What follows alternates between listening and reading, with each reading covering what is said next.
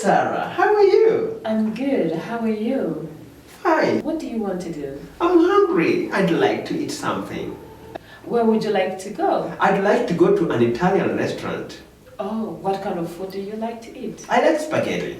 Do you like spaghetti? No, but I like pizza. Hi, Sarah. How are you? Muraho neza Sarah. Amakuru? Fine. How are you doing? Ni meza. Amakuru yawe? Okay. Ni meza. What do you want to do? Urashaka gukora iki? I'm hungry. I'd like to eat something. Ndashonje, ndashaka kurya. Kambibutse ko I'd like ni impine ya I would like, bivuze ngo ndashaka.